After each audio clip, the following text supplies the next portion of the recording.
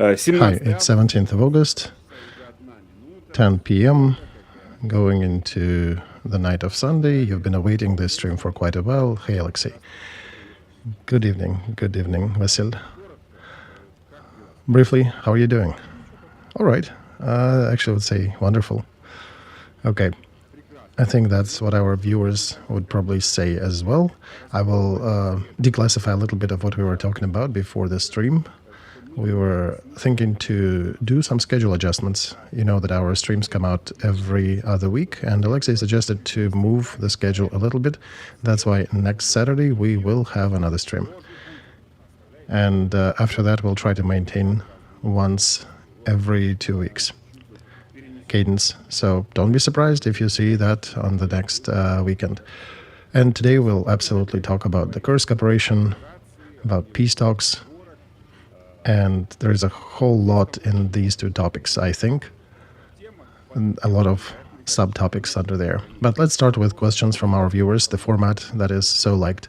They're sending us hundreds of questions, more like messages and questions and comments, a lot of good words as well that they ask to send to you, health and all the other good things in life. All right, question number one, Alexey. Did you know in advance about the preparation of Kursk operation? I do not like to lie. I knew 1 week before it occurred. All right, simple question, simple answer. Next one.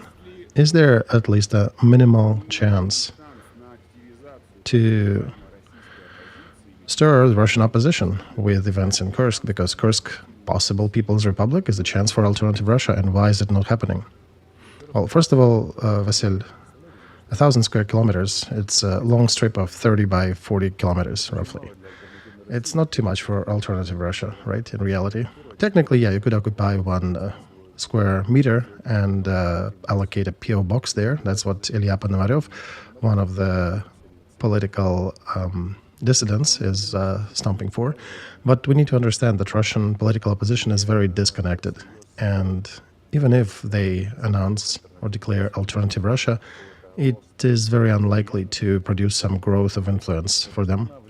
In order for that to change things and to be considered seriously, the opposition in Russia needs to unite. And that's number one, stop squabbling. Number two, they need to join with existing armed opposition to have them as the armed branch. Because at war, the argument is a shot. A word is an argument too, but the shot also carries.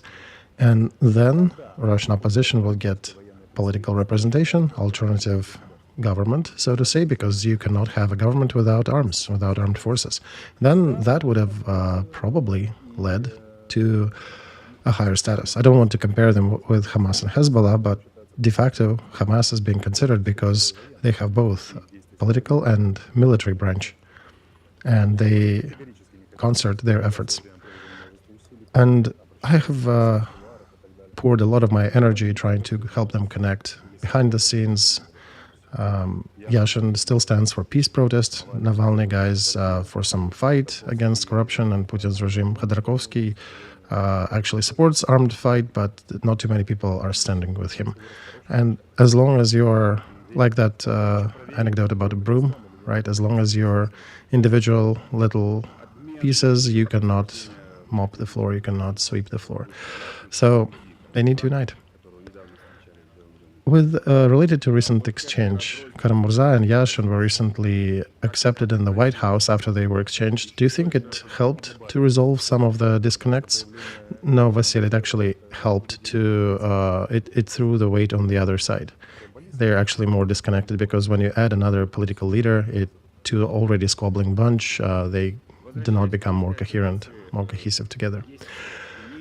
All right, another question about Kursk operation. There is an opinion that this is a beginning of a bigger operation, and Kursk district is just a small puzzle or the first brick in that operation. Well, look, Kursk operation was accepted on the West among our partners and allies, I would say delicately here, very reservedly. Whatever Russian propaganda is saying, the West did not know at large about this operation. Ukraine indeed concealed it from the partners, from Russians, and from a lot of Ukrainians too. Everything was prepared in an atmosphere of utter secrecy, and that revealed that when we try, we actually can keep secret. But the problem is that the peace trend is still there. And the key topic for this year, somewhere in November, December, there likely will be peace negotiations.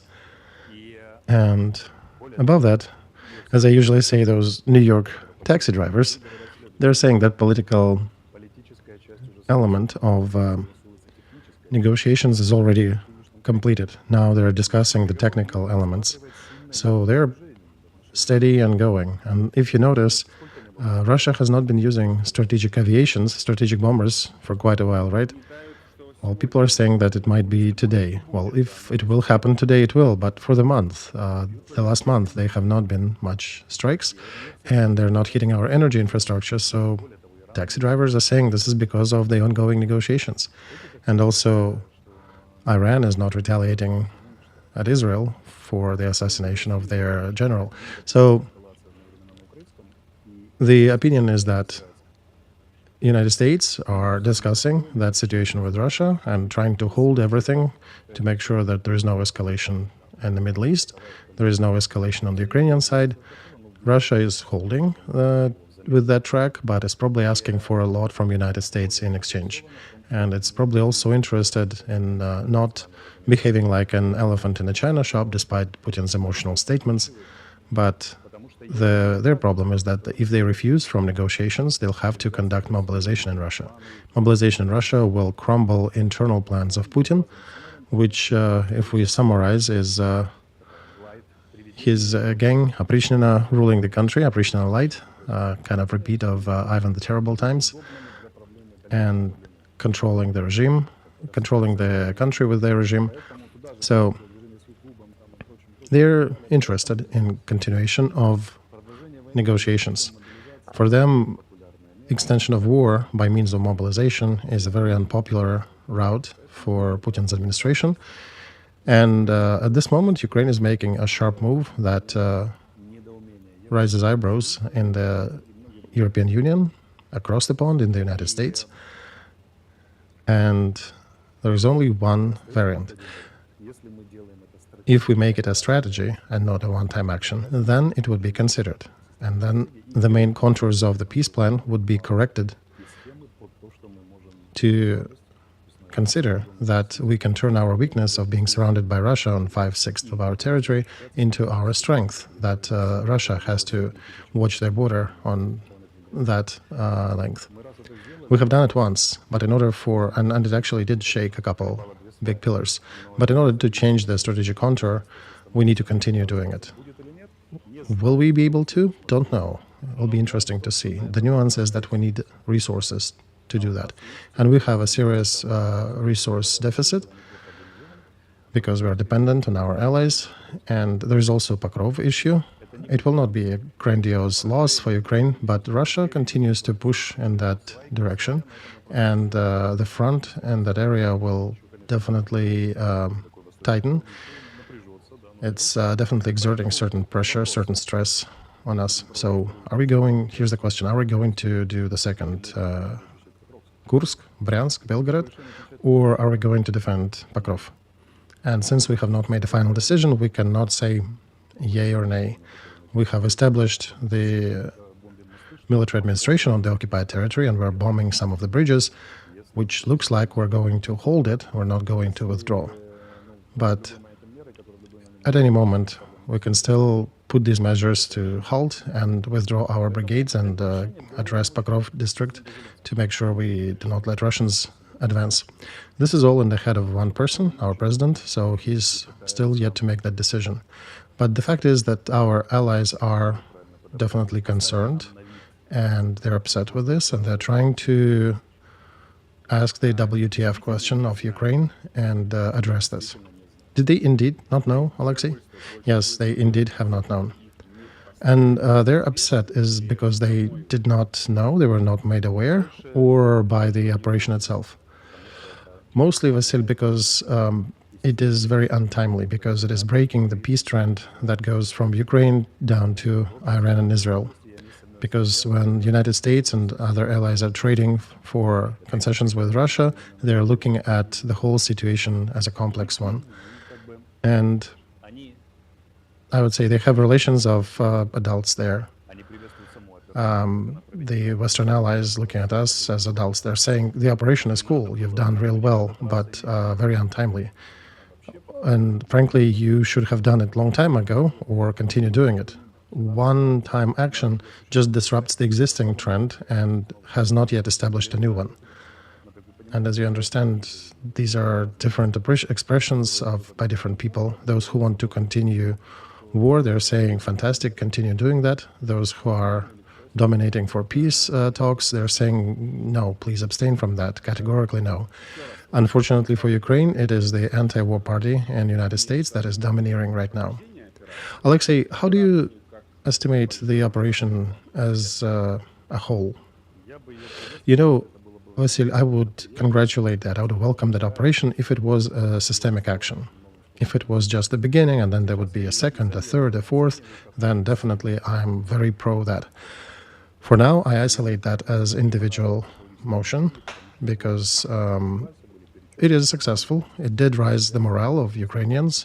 I did send a few kudos and to President and to Sirsky, but there is such a thing as the entry ticket and as the monthly pass or annual pass.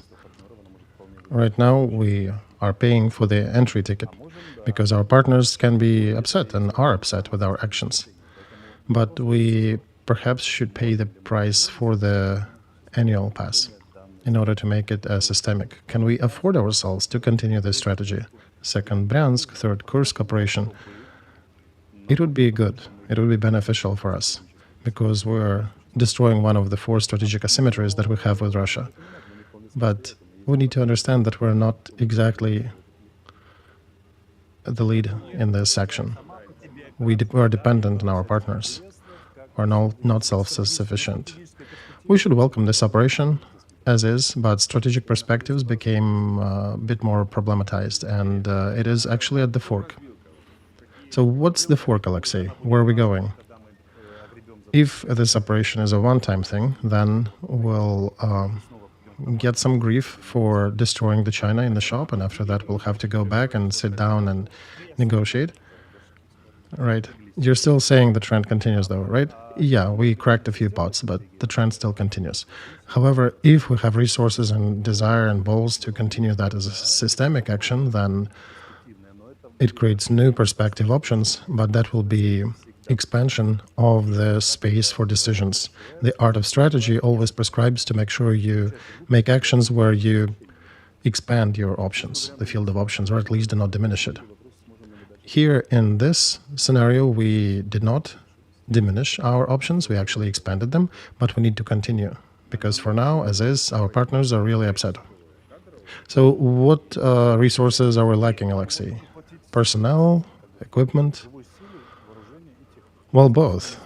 We need more people, we need more equipment, plus we need more trained people and equipment so they can coherently operate together.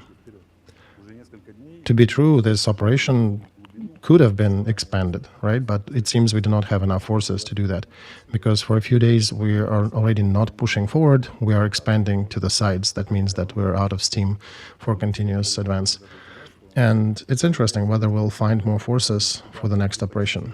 Remember, at our streams, even here, I think I mentioned that Zelensky is not sending some equipment, some people to the front where we really direly need them. Now we see why, right? So he was reserving them for Kursk operation. Is it happening now? We don't know. Is he building another operation in his mind with people and equipment already available? So another question, Alexey, there are more rumors that Germany may halt additional military aid. Do you think that that was affected by Kursk? Oh no, Vasily, Germany is a different thing. It's mostly affected by Nordstream incident. They did enough investigative actions, and they're ending with a conclusion that this was citizens of Ukraine who have blown them up. And the question remains whether it was a private operation or whether it was a political operation of the country. And in New York, they made a publication that Zaluzhny was for it, Zelensky was against it. This is political aspect of the struggle. But for Germans, for the global society at large, this is a diversion, right? And any person responsible for that becomes a criminal, right? Well, a criminal after the trial in court, but at least somebody whom you should not shake hands with. So this topic will be painful and will be played in different fashions. In Germany, they're facing a serious crisis in this relation, huge scandal. German friends said that they're going to create a special commission in Bundestag, and they'll continue investigating to the end and pressing it to the end. It's difficult to obscure and hide these things there. And you cannot use the political disinformation there, so they will definitely continue pushing that matter. Our relations with Germany are very tightened at the moment, and Germany, to remind our viewers, is the next main sponsor after United States, even above Britain. So the voices indeed are different in Germany, as the first message came from there today about complete halt of aid to Ukraine to diminishing it.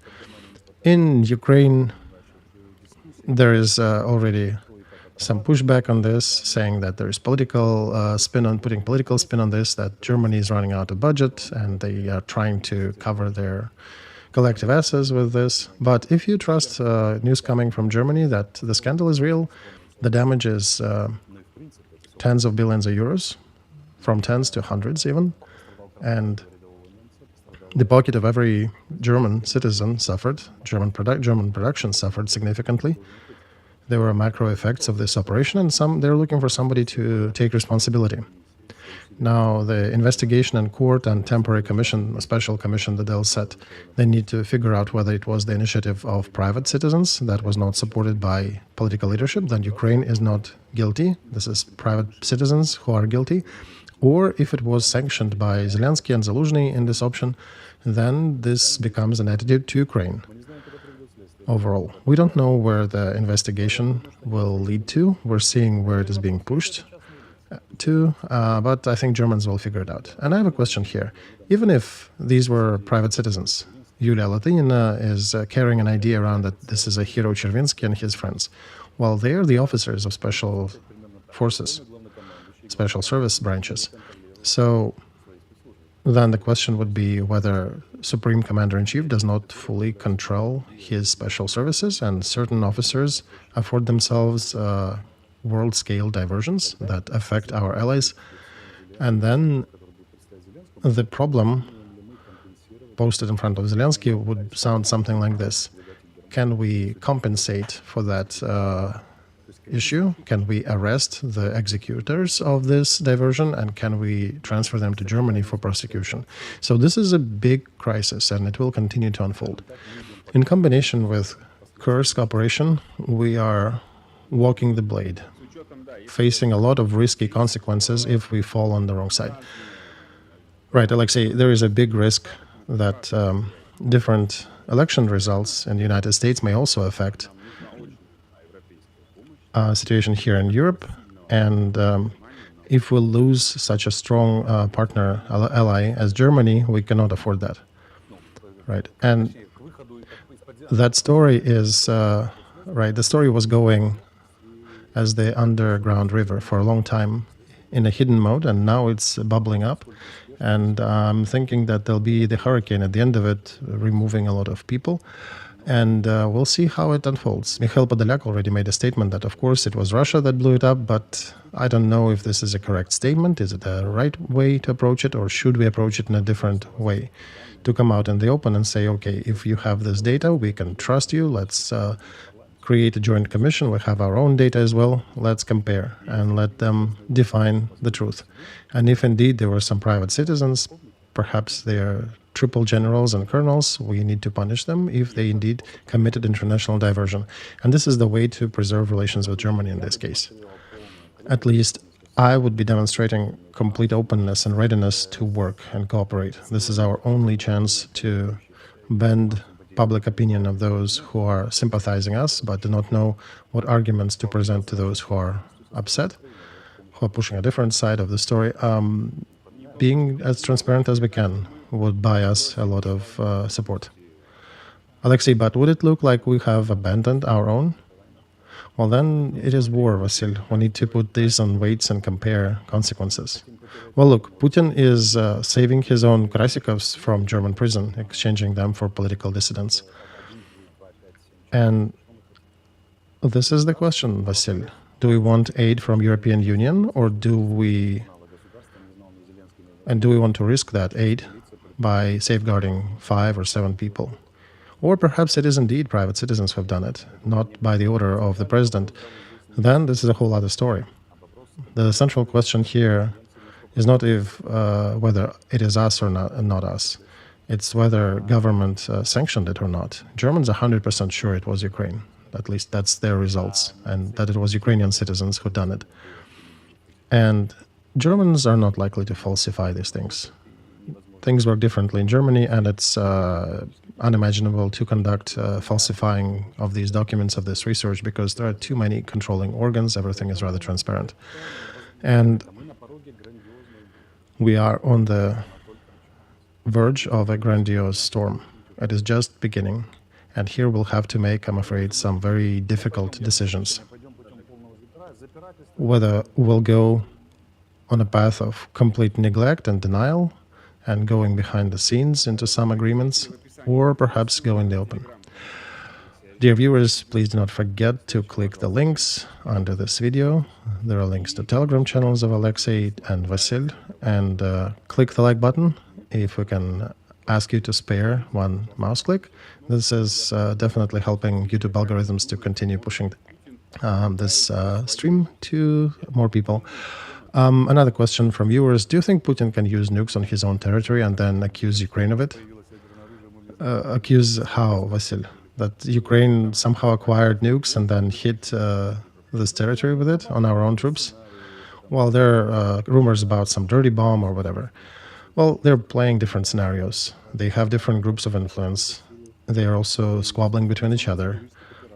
There are different psyops happening simultaneously. Maybe somebody got this message that they need to conduct this angle in the media. I do not, however, see neither with imitation of Ukraine doing it or Russia using nukes, because the trend to negotiate remains. And if anything, it actually is getting stronger. And if Russia is not seriously answering as an answer to Kursk operation on the president's office in Kiev, well, they're losing their prestige, but they're not hitting it. If they're not using usual missiles to attack Zelensky's bunkers, why would they use nukes somewhere?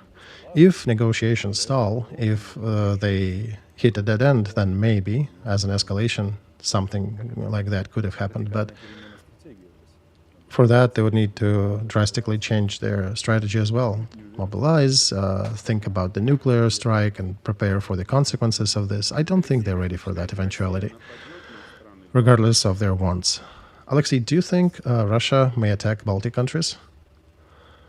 Right now, this stopped being a base scenario, because Putin saw, I think, in my view, that however many attempts at taking certain positions, certain parts of Ukraine you take, it takes a certain effort to do that.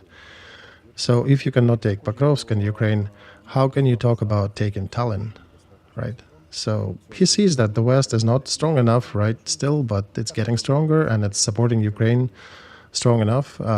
Ukraine is not demoralized, not crumbling, is biting back, actually. So I think he's seeing that he has a limit to his ambitions. And instead of trying to expand to Baltics, well, look, they could not defend their own territory in Kursk district. They cannot defend themselves, and they would want to attack somebody, and there they would have to actually deal with NATO. There'll be big, scary battle jets flying over that Ukraine doesn't have in enough numbers. So I don't think they think about Baltics at the moment. They'll go through the negotiations track. They'll be ready to sign peace accords, and they'll be November, December, somewhere there. And only if they completely and utterly fail there and recalculate their rational scenario, because the West supposedly, I guess in this scenario, would not want to negotiate with Russia or something. If that happens, then they can reconsider. But since the West does not want to destroy Russia, this scenario is not plausible. And we can consider Putin to be a scumbag and a criminal, but he's a rational scumbag and a criminal. They are somewhat rational in understanding what they can do, what they cannot do. So the main part for them is negotiations trend. However much he talks about retaliating to Ukraine, the negotiations are still underway. If, of course, New York taxi drivers are not lying. But for the year I've been talking with them in those circles, they were never wrong. Right. Oh, those are fantastic taxi drivers you're talking about. Indeed, right. I cannot disclose the real one names and stuff, but yeah, let's call them taxi drivers. So you think the ceasefire will happen this year? Yeah, that's the scenario. Putin was saying publicly that there will not be ceasefire even if negotiations continue. Well, these are statements. He was saying, there will be no negotiations, but they're only intensifying. So that's just his appearance in public. You can always play it back and say there is some goodwill, that they've come to some agreements, etc. I want to say that Putin has one base scenario. It was based back in the March of 22nd, and I was suggesting that back in those early negotiations when they were asking, how do we explain our people, why did that happen and why are we ending it now? I was suggesting that they should jointly with the West say that they together tamed a dangerous risk for them, that the West and Russia figured a way to defeat Ukraine, that is a Bandera nationalistic country that wanted to capture some parts of Russia and go to Ural Mountains, and they put that to a stop. So as the owners of the situation, they put those Ukrainian extremists in their right corner. That would be likely edible message for Russian citizens supporting Putin at this point. So that's wrap it as a victory and explain why you need to negotiate.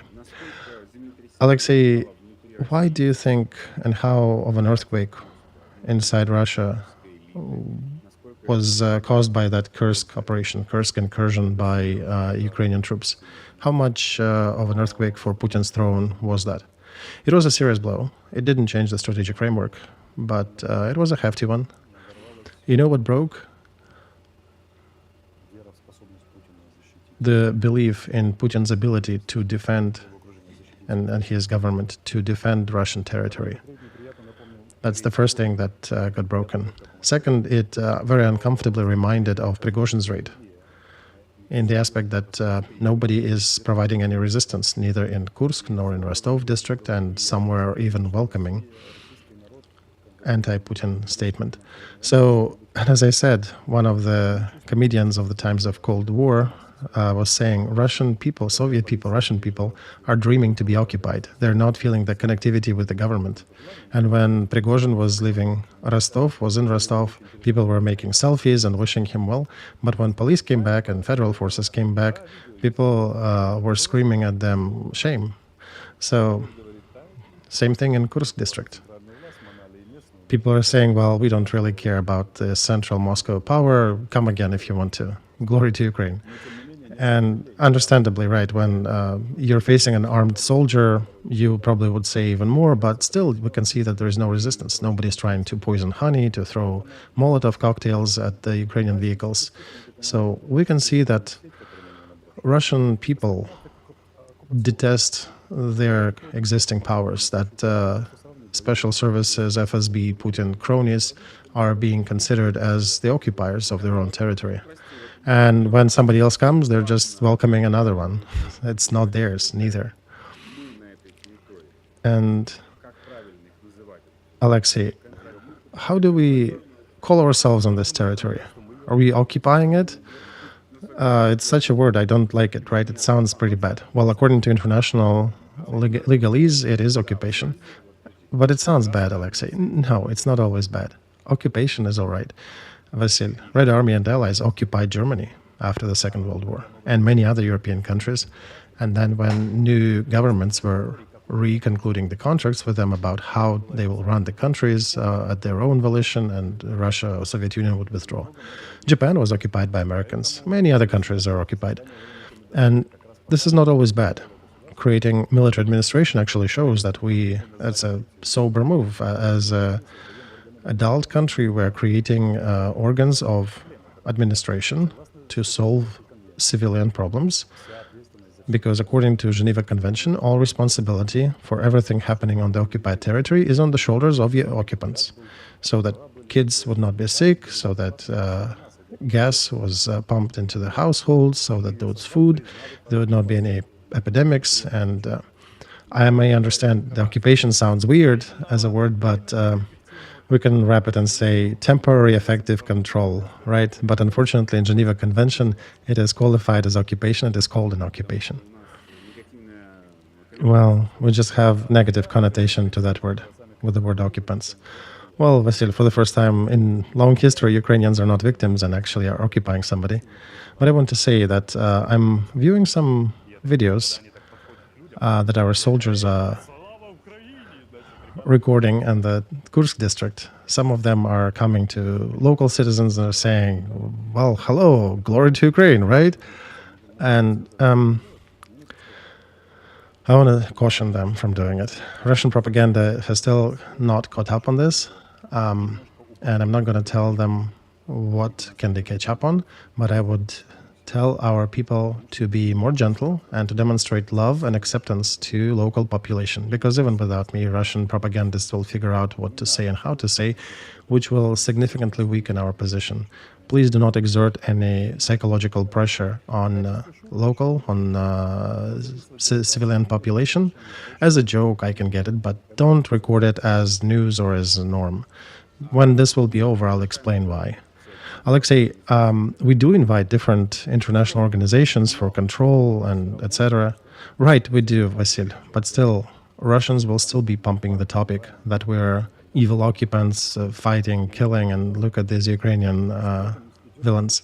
Do not add them material to that fire, because it's a very brief walk from here to certain elements of psychological pressure on civilian citizenry. I'm not going to voice them now, but when it will be over, I'll tell you how thin of a blade did we walk. All right, we are on the 33rd minute of our stream. It's time for us to say about the fundraiser. Right, we're raising money for a vehicle and radio electronic system, defense system. 330,000. We already collected about half of it. We usually close these fundraisers during stream, so we can close that and put another one under. And under my YouTube page, there is another link. You can add a little more. 63rd Brigade raising more money for UAVs. Okay, next question from another viewer. No, not that one. What will happen with Russian Volunteer Corps and Legion Freedom of Russia after the end of war? Depends upon how it finishes, Vasil.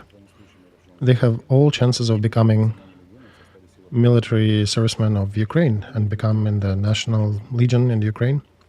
They can demobilize and become private citizens and create their own veterans org. There are different options, really. Right. Indeed, it depends upon when and how will the war be done with. A lot depends on that.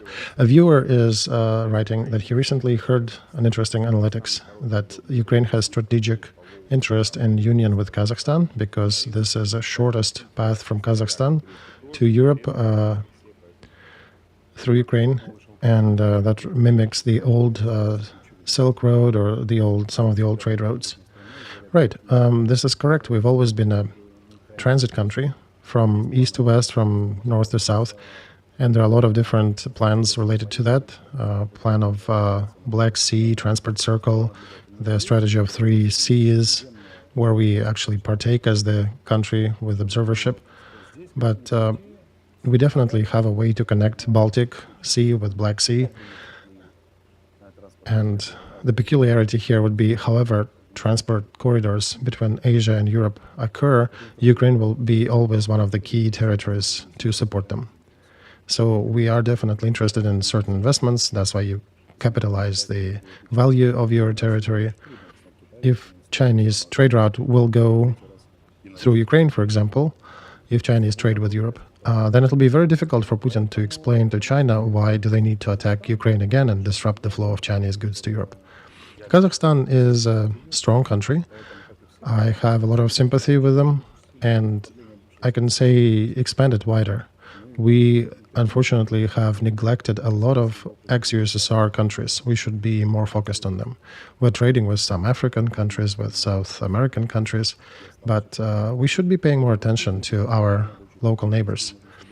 First of all, we have a lot of joint culture. We've been both, all of us, part of the USSR. We can speak the same language, Russian. You don't need additional conversion. There are a lot of similarities in different industries because they all stemmed from the same forefather. And I cannot say what will be further out in the future, but regardless of what political role I'll be playing, I'll continue supporting and pushing for this aspect of our relations, that we intensify our relations with Azerbaijan, Armenia, Georgia, all the stands. We need all of them. It is easier for us to negotiate with them, to work with them, and it is usually even more profitable for us to interact with them. We have the same language, we have joint history, we have the industries and agriculture that have worked together for years. And economically and as a transport chain, that area is very important for us. Do you think they'll be interested too? Oh yeah, absolutely. They definitely are. And if you don't go through Ukraine, you have to go through Russian territory, right? And it's more complicated. So there are a lot of different problems, but as we can see, Azerbaijan, for example, was solving a lot of the issues they faced, because that Azerbaijan-Armenian war is not only about return of the part of the land, but also about breaking a corridor from Caspian Sea to the Mediterranean Sea for the oil trade. So that's why I'm emphasizing we need to be more actively involved with ex-USSR countries. We need to be smart, measured, and to continue pushing and promoting good relations with them, economic relations. I'm actually seeing a lot of comments in our chat from Kazakhstan. A lot of people are watching us from there. So hello. Thank you guys for staying with us. Our viewers are asking, did we agree with you about these backgrounds? Oh, the yellow-blue? Yes. No, we did not agree on purpose. This was not prearranged. But first of all, it's beautiful. And right, it matches. Okay. How do you, or what do you think, rather, about the discussion of bringing down the mobilization age from 65 to 50? And answer that as a military officer. Yeah, I would bring it down to 50 and leave the opportunity for volunteers, if we have those over 50 who want to go fight. Simple reason, we need men to be involved in economy. We cannot put women to be truck drivers, all of them. We cannot put them to mines. We cannot use them to produce artillery shells and many other heavy industry work.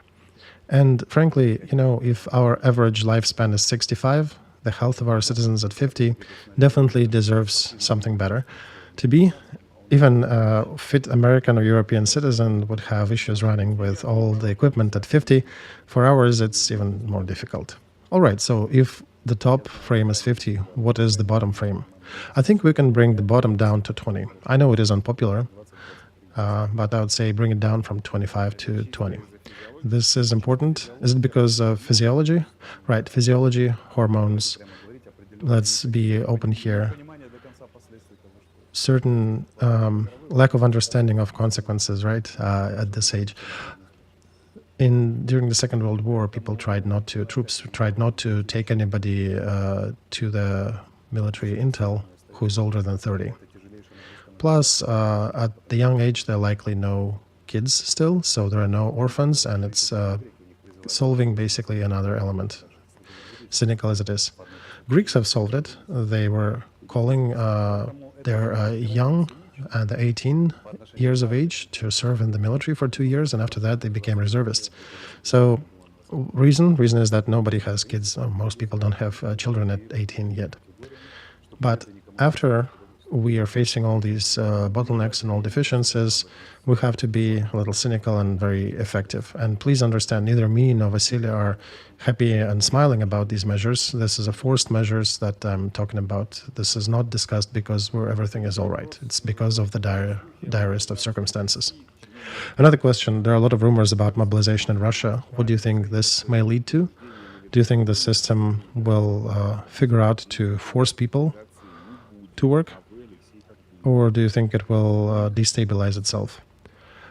What do you think, Alexey? They do not want this scenario. I explained that before, earlier today, 20 minutes ago, but so let's not go in depth there. But this scenario is only possible if negotiations failed and the peace scenario is not on the table or deferred to an inconclusive time frame. But for that, some tectonic moves need to happen, and first of all in Russian-American relations and Russian-Chinese relations, not between Russia and Ukraine. Here everything is crystal clear. So they will be intensifying their existing mobilization. They'll be looking for alternative sources, like hidden draft that's happening now, when people who are serving their usual 2 years are being transferred, converted to contractors under pressure. Migrants who are given Russian passport if they serve in the military. Extension of mobilization or contracts, so all these derivatives, all these under carpet, under threshold measures, and they will continue increasing the payouts to those volunteers who still come to their enlistment centers, because they do need to create reserves, they need to plug the holes in the front, and they would love to have some reserves to conduct new operations, but they definitely will abstain from effective blanket mobilization. So they're using some media to say, yes, we need mobilization, but I'm not seeing them actively turning that switch on. So perhaps if the negotiations fail, they may go for it, or if maybe we will show that we can continue hitting their territory effectively, then maybe they will launch that effort. So that scenario that we discussed early on is branching, right? And there could be different consequences. So those who are usual draftees, the 2-year conscripts, when they convert them to contractors, do they always need to sign stuff with them, or do they just send them to fight? Well, they're already sending them to fight. Look at the Kursk district. But it causes a significant reaction in the society in Russia. After the Chechen wars, they understand how dangerous are mothers of soldiers. And they remember how much Yeltsin's rating was hit in 96 elections. And if Zyuganov was not bought and paid for at that moment, he would have won. And this remains to be a very unpopular measure, and the heads of regions who will be supportive of that, they have all chances to not win in the local elections, because mothers will tell them how and what they think about them using their kids at the real war. But the contractor is a different story, right? So if your son signed that, he's a brave soldier, and yeah, it's better like this than from vodka, right? That he dies. But they will be using. They used everybody in Kursk district. They used the 18-year-olds. They used the police. They even threw the elite special forces and the instructors from the training centers of those forces. Those people who are never used in any active conflict, they're super precious. Even them were sent over to Kursk. So that was a big disaster for them, and they were absolutely at loss how to solve it. All right, dear viewers, please do not forget to click the like button. This is important, and we appreciate you watching us today. We have almost 30,000 watching us live, but please continue clicking the like button, because only almost 5,000 of you did that. And that's it for today.